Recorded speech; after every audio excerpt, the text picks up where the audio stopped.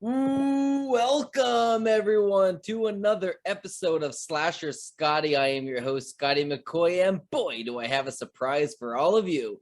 I have on Zoom with me right now Emily Whitcomb. This is her second time. Her first time on the show is the solo interview, but I have Emily on, and she played Tracy in Serious Profession. Hey, Emily, how you doing?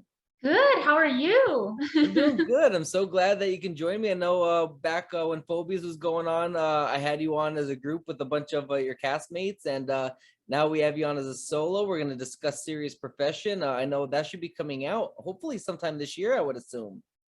That's what I think. That's what I've heard is that it's in post right now and they're working through it, but it's pretty close. That's what I hear. Absolutely. I can't wait to hear all about it. So the first question I do got for you is how did you get your start in acting?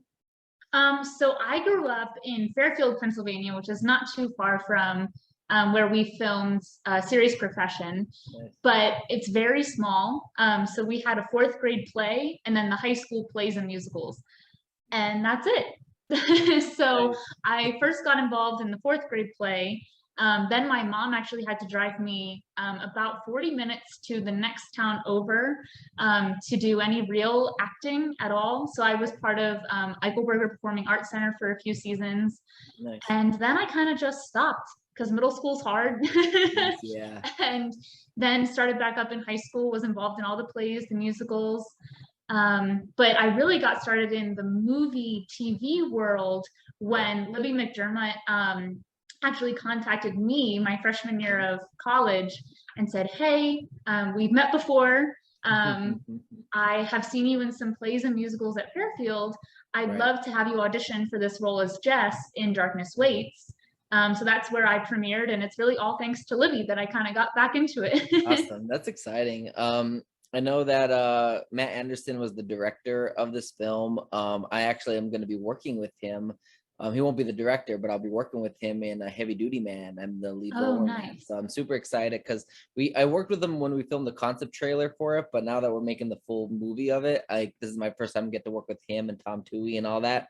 So that's going to be Yeah. super exciting. I'm really excited about all that. And I heard And so they're a many. fun team. Yeah, absolutely. I heard so many good things about Serious Profession from Bruce and Rick and everything. And I know that this movie isn't your typical, I guess, quote unquote, Western or gunfighting type of movie. So I guess for those that are wondering what this movie is about, what can you tell us about it? So the movie follows Bruce Morris and Ricky Germain. I guess he goes by Rick. I call him Ricky, but Rick Germain. And Win and Kite are two collectors for a mob boss. And we follow them throughout a single day. And we watch as they meet and greet. I'm trying not to give anything away. Right. They meet a few of the people they're collecting from and a few others. And we basically watch them throughout their day. And for me, it's not a typical like crime action movie. We see a bit of the humanity to these people as well. Okay. So for me, it kind of is this like multi-genre masterpiece because you get a bit of everything. Yeah. Absolutely. And that's the good part about it, because like you see a lot of the, gunslingers, and you see a lot like a lot of the typical stuff in those type of movies, whereas this one has a different story and a different approach to it. Right, exactly. Absolutely. So how did you become part of Serious Profession? So I actually worked with P13 film partners before, and it was Matt, Craig, and Charles, and we were working with Christopher Inlow on Liar. Okay. So that kind of got put on hold for now just because of, pandemic things and budgeting stuff. Yeah. So they decided to move on with Serious Profession, and they said, "Hey, we have this role. We'd love you to audition." Yeah. So I did, and I ended up getting it. So I had known them prior, and they had kind of seen me work in this like acting atmosphere before. Right. And so I auditioned for Tracy and I got it. Awesome. So speaking about Tracy, who is she? What is she about? So as much as I can give away, she is a widower, and she's a single mom. So basically, her and her daughter Katie are growing up in this world, and Katie is played by Annalise Bergen, who is amazing. Definitely a name that's going to be like household standard. Nice. So they're kind of living their own lives. They do have a connection to the mob boss, as well as to Win and Kite. And I think that's all I can say. Nice. Well, I'm excited to see how this character really comes to life. So when filming this, what do you believe the best part about filming this movie was, and what about the worst? Oh gosh. Okay. So the best part was definitely the people. Mhm. So I'm a people person, especially when you work on projects like this, Yeah. where I wouldn't consider them like passion projects, Yeah. but you can tell that they are surrounded by people who really are in it Mhm. for the craft of acting and for the craft of making movies. It's Yeah. not about money or fame or fortune. It's about, I love acting. I'm Mhm. going to act and I'm going to act my best. Right. Right. So for me, the people was definitely the best part. Nice. And the worst part, probably just scheduling. I mean, again, when you work with a lot of locals and the people have their own jobs and they have day jobs, you kind of have to fit everyone in a certain schedule. Yeah. And the scenes that I was in, they weren't too bad, but we had maybe like 5 or 6 schedules to work around. Mhm. So just scheduling. And I will say, kind of an afterthought, the worst part is our beloved Seneca Lee actually passed away. And Yeah, I so heard just about kind that. of remembering, him, Yeah. and now the movie has this, this great face in it, and he's been in Yeah. so many other things, but just kind of, taints it just a little bit just to see him on screen. Absolutely. And yeah, that was sad. I saw about that, and that really hits hard in the indie community. Mm. So bringing Tracy to life, what do you believe was like the biggest challenge to doing that? Yeah, so for me, I'm not a mom. Mhm. Um, and I'm definitely not a widow. So kind of honing in on that, Yeah. as well as her dynamic that she did have with her husband while he was alive. There's a Yeah. lot of resentment. And for me, I'm not a very resentful person. Okay. So kind of getting in touch with that, talking with Annalise beforehand really helped out. And she's just like such a professional actress anyway. Nice. So just kind of bringing that mom protector character to Mhm. life, but also finding a balance between mourning her husband and kind of Yeah. resenting him for the position that he put her and Katie in. Absolutely. Absolutely. So when you first saw the script, like what were your initial reactions about this movie? So my initial reaction was like, oh, cool, I've never been in like an action crime thing.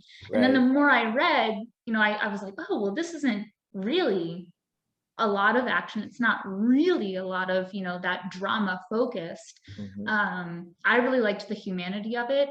Hmm. And during the first script reading, I really saw the characters come to life. And Right. watching Bruce and Rick interact was Hmm. something that I couldn't really picture in my head Yeah. because I hadn't seen either of them act before. Yeah. And when we got to the table reading, I was like, oh my gosh, I need to step up my game. Like, I'm Right. an amateur in a room full of professionals. This is crazy. Yeah. So the Absolutely. script itself was just really impressive. And then seeing how the casting was so perfect, I Yeah. think it all just came together really nicely. Awesome. Awesome. And Matt Anderson, obviously, he was the director of this movie. What was he like as a director? So he's a very passionate person. So that really comes out in his directing style. Anything that he directs, he puts everything into.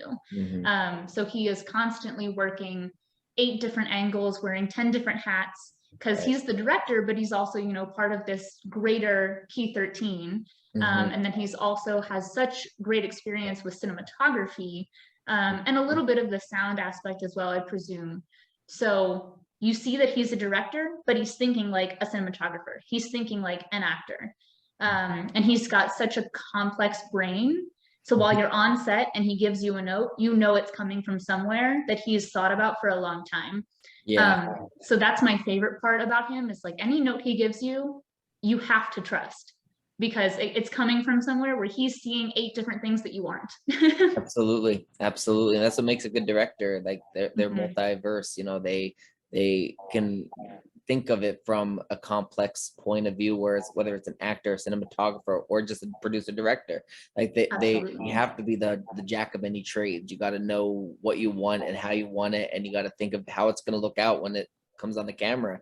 It's got to, post-production, like that's when you go back to reshoot things. But when you're in post-production, that costs money to do that. And, you don't want one thing to show off and you think it's going to work that way, but then you do it and then it doesn't show off the way you intended. And it's like, oh man.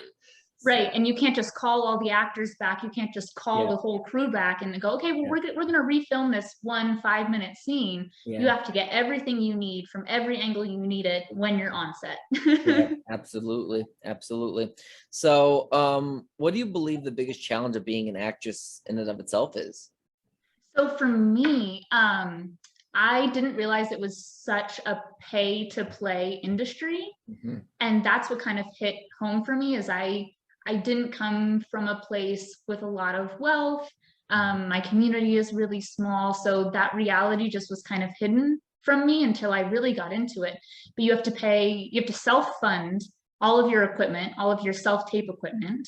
So that's lighting, that's a camera. You have to pay to even get auditions. So going on to things like Actors Access, you have to pay a subscription in order to get access to these breakdowns. And then you have to pay sometimes to upload your media. So my headshot costs money, my reel costs money, and even getting headshots in and of themselves. I mean, some of the best headshot photographers cost hundreds, thousands of dollars. And that's just to get your foot in the door. That's just to get an agent. So for me, that startup fund wasn't a reality for me. And I didn't realize that it was. And so that's a big barrier for a lot of people who want to act, is that they don't know that you have to self-fund thousands of dollars before you can get anywhere.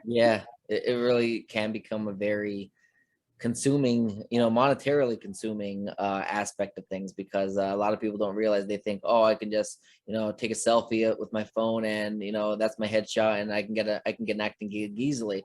I mean, it's easy to start up a little company, a little movie with you and your friends, but it's another thing when if you want to pursue it professionally, because then you got to really put the money in, because you're going to be looking for work, you're going to be looking for jobs. You're not going to just be getting a job or saying, hey, let's film this and make money out of it. It's harder than people think.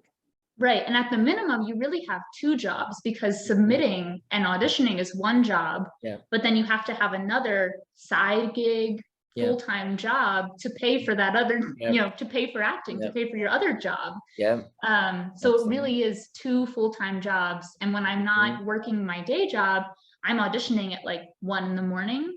So, you have to find that balance, and it really is a pay to play industry, at least in the beginning. Absolutely. And I'm actually called Mr. No Days Off, because because I have a full-time job working, 40 hours a week. And then on top of that, I have my own film company where we have our own movies that we're doing, whether right now our movie is in post-production, but then I also am in other movies as an actor. I do my interviews, which I do about 20 or so a month. And then I end up doing, I have, my YouTube channel and my other podcast that I do. So a lot of people don't realize that you do, like, I mean, this is the second time, my second interview, I'm using my new microphone and my new camera. Now I have a full-time job, so I can pay for that, because I don't have just $500 laying around if I don't have a job. Right, exactly. No, and on top of all the things you're doing, there's post-production for YouTube videos, there's editing, there's upload time. I mean, oh yeah, you definitely get no days off. I hope you get some rest soon. I probably went to bed last night. Last night was actually the first time I went to bed at a decent hour. I went to bed at 8 o'clock. I had an interview. What time did my interview was for 8 o'clock. So I literally uploaded that. It wasn't that long of an interview. My interviews aren't really that long. And I did that interview. I probably went to bed by 8:30, 9 o'clock at the most. And I woke up around maybe, I started at 5, so about 4:45 this morning. And that was probably the most rest I got probably in like 3 months. Oh my gosh. You need a day off. You need a snow day or something. Right, exactly. So and I have an interview like with you today, and then I have an interview tomorrow. I have an interview Thursday, and then Friday, Saturday, and Sunday I'm off. My gosh. So I finally get a weekend off. Well, you're busy, but you create great stuff. So it's Yeah, thank you. not, a wonder that people don't want to Right. work with you. Right. Absolutely. And a lot of people don't realize that that if you want to become a successful actress, or if you want to get a part, you need to put in the time. And then you think, oh, I auditioned, I got the part, great. Now I don't have to do a couple of auditions because I have this movie to focus on. Yeah, but now you got to memorize all your lines. And depending how big your role is, you might have to memorize, out of a 100-page script, you might have to memorize, 50 or 60 pages of lines. Hmm. And it's not the lines that you got to memorize. You got to know the dialogue, not just dialogue, but you got to know like the action sequences, what you got to do in between your lines. Like Oh, it totally. very, very complicated. So if we haven't scared anybody watching this that is an aspiring actor coming into it, and they're watching this and they're seeing this and they're not scared off, what advice do you have for them? So definitely do it. I think the biggest regret I have is that I did wait. So I was in Darkness Waits my freshman year of college. That filmed for about 5 years, just kind of on and off, like on the weekends when everyone was available, that scheduling conflict that I mentioned earlier. Yeah. But once I was done with that, I went, okay, got to get a real job, got to go into the real world. I did that. It was fun. It was okay, but it's not what I love. Right. So every day I was sitting in a high school and I was talking to students and I said, if money wasn't an issue, if family expectations weren't an issue, what would you do with your life? Right. And I self-reflected and I went, oh, I would act. So I gave myself 2 years. This is my second year. I threw myself full-fledged into acting classes. And also acting classes, number one thing you need to be doing. And costs Number money. one thing. Oh, totally. So much money. Find good ones, be consistent about it. But really just do it. Give yourself a time limit if you need to. Save up money for a year or two, whatever makes you like comfortable. Yeah. And then just do it. Submit for everything you qualify for within a breakdown. Enroll in all the acting classes that you can, because that's going to make the difference. You can't just go and act. Some people do. Doesn't always work out for them. It's like playing the piano. You have to take lessons. You can't just go and play Bach. Right. Yep. Absolutely. So enroll in all the acting classes that you can and just do it. Throw yourself full-fledged into it. No regrets. In 50 years, you're going to say, okay, I gave myself those 2 years and I did it. Whether or not it worked out or not, I did it. Yep. And going back to saying starting up your own company and getting your friends to do something. And like I started getting in the industry by doing my own films with my own company, and I hired people that were involved. I put myself in it to get experience, but that's not really a way to learn how to act properly and do you learn from doing it, but acting classes really come in handy, and because you have professionals that know how to teach certain things, and that's what you need to do. Because I'm a good actor, but I struggled at first, and there was times that I cringed so bad looking at my stuff because thinking of it, like I didn't go through the professional route of getting acting classes. I started and learned on my own, and it doesn't always work out that way. And I mean, I'm still learning things that I didn't learn from acting classes. I'm actually thinking of going to get acting classes just because that's the proper way to do it. And one of the good things that did come out of the pandemic is that a lot of them are online. I used to have to take the train from Baltimore to New York on like a Thursday night, take a class, and then come back and work the next day. You don't have to do that anymore. Acting and Voice Studios is the one that I went through. Okay. They have so much online right now. And they have casting showcases. They have actual classes like the Meisner method. Books from the library are free. Go look up Meisner. Go look up the Stanford. Go look up. There's so many. Like so many acting books. Read them all. Uta Hagen, she's a good one. And just absorb the information that way. And a lot of things, like you said, like you can film on your phone. You can do things by yourself. iPhones have great quality now. You don't have to wait for someone to submit a breakdown and have their own production. Film a little scene of you being in a therapist's office on your couch. And then you can add that to your reel. That's a scene. It doesn't have to be, a real scene with a real director. You don't have to get paid. you can Yeah. create these things by yourself. So there are some ways to get around the pay to play. Yep. So that's Yep. just my advice. Yeah, and another thing you can look at is Udemy. Udemy has all different things. They do have acting and podcasting. They also have, you know, whether it's programming or yoga, they have everything you can learn from. And some things are you have to pay for the classes. Other classes you can do for free. They have free classes, and they have a filter that you can click free. So every single class that's there is free. And they have acting, they have podcasting, they have YouTube channel growth. Like they have all these different things that you can check out. And awesome. I'm actually a teacher on there that I teach some programming stuff and that on there, but it's really a good thing to learn, a good tool to use, because yeah, you might have to pay $20 for the class or whatever. But I mean, there's some classes on there that you can learn from free. I mean, I'm currently doing a class on there that was free about YouTube channel growth, and it's really telling me how the analytics work and how the algorithms are. So these are things that people can take, you know, those are tools that, you know, people that want to be an actor can check out, and they can, you know, kind of get a little bit of advice from them as well. Absolutely. Yeah. Any free or close to free resources you can go through, as long as they're verified and they're not feeding you like a crap program or false advice. Follow casting directors on Instagram.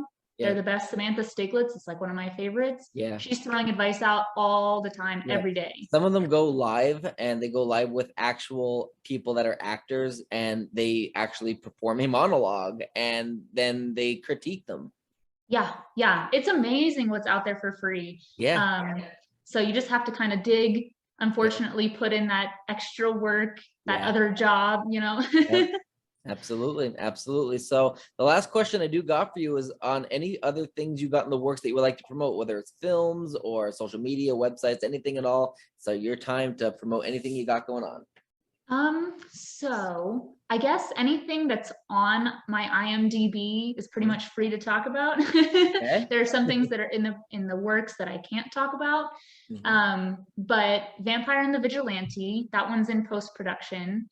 Legend of Hawes is in post, and it has been released in the local California area. I'm pretty sure he's looking to promote it and distribute it on like an Amazon Prime platform, something like that. Righteous Blood is already out. Nice. And then obviously Serious Profession. They Watch is actually another one that I really liked being a part of. That one was filmed in York, Pennsylvania. Oh, nice. So that's pretty local. So support, you know, some local people there. There are some big names attached to that one as well. Obviously Serious Profession. And then I think we're going to be doing Phobia sometime soon in the future. Fingers so that's crossed. pre. I don't think any filming besides some little pre-projects has been done for that yet. Yep, I think they have 2 shorts that they're working on, Project T and Project M, but I don't know anything about it. I haven't really talked to Matt about it, so take what I'm saying with a grain of salt. But you know, check out the Phobias their Facebook page, and you'll be able to get all the updates on that. That would be great if they can get that going. Absolutely. Yeah. Anything you guys can support in like the DMV local area, I would promote that way more than I would like these big Hollywood, you know. Yeah, I agree. Because they need it more. Yep. And I've been doing a lot of, you know, I had a lot of pretty big guests on my show, but I enjoy, I think, doing more of the indie actors, because, you know, their lives are interesting. They have normal lives, and, you know, acting isn't usually their full-time gig most of the times. And, you know, and then they're smaller productions that could use the money. So giving them promotion is amazing. And to be honest, I get more views on them sometimes.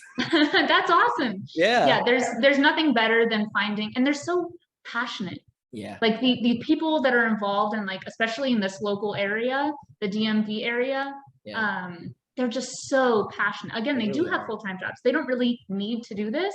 It's because they love it. And you can tell they love it. So yeah, it's amazing, the golden nuggets that you find in this area. It's really wonderful. Absolutely. It really is. And I mean, I thank you so much for joining me and for giving any advice that you can give to anybody that's watching that might want to dabble their feet into, you know, into acting, because it really is you're not just making a movie, you're making art, you're being creative, and you're letting your creativity and your originality and your imagination run wild. And it's really fun. So. Well, thank you for having me. This is amazing. And yeah, like you said, I mean, you really do have to put in the work. There are very few instances where someone was a waiter in Hawaii and got picked up by a casting director. Right. And even if they did, they still got to put in the work memorizing their lines. So either way, it doesn't matter what you do. You're not going to get away, be like, oh, I get to do this and I get to do nothing. Like, you're always going to have to put some kind of work into everything. Oh yeah, mental, physical, emotional. Depending if you're a method actor. Work. Oh yeah. If you're a method actor, you dive in and you can be emotionally and physically and mentally and all the, totally drained. Totally. And you have to have either a good mentor, a good teacher, something like that, who can bring you into that emotional state and also get you out.